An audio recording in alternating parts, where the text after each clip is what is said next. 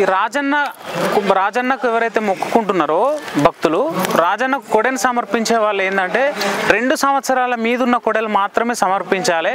అవి కూడా ఆరోగ్యకరంగా ఉన్నాయి మాత్రమే సమర్పించాలి. వాటిలో కూడా మనకు లోకల్ వెరైటీస్ మాత్రమే సమర్పించాలి. ఈ మనకు cross breeds, HF cross breeds, Jersey cross breeds అవి ఏంటంటే ఇమ్యూనిటీ తక్కువగా ఉంటాయి. మళ్ళీ ఇంకొకటి ఏంటంటే దూర ప్రాంతాల నుంచి కూడా తీసుకొచ్చే భక్తులు ఏంటంటే వాటిని జాగ్రత్తగా తీసుకురావాలి.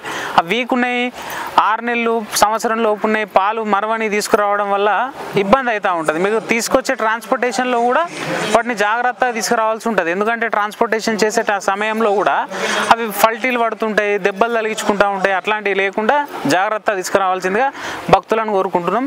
భక్తులకు ముఖ్యంగా చెప్పేది ఏంటంటే మీరు రాజన్నకు కొడె కట్టాలనుకుంటే మాత్రం మంచి ఆరోగ్యకరంగా ఉన్న కొడెను మాత్రమే సమర్పించుర్రి. అదర్వైజ్ మీకు ఇంకొక ఆప్షన్ కూడా టెంపుల్ వాళ్ళు ప్రొవైడ్ చేస్తూ ఉన్నారు. నిజ కొడె అనేది కూడా ఉంటుంది, 2000 రూపాయలు ఏదో టికెట్ ఉంటుంది. అది తీసుకొని సమర్పించినా కూడా మీరు రాజన్న కొడె సమర్పిస్తే ఎంతైతే పుణ్యం వస్తుందో అంతే పుణ్యం వస్తుంది.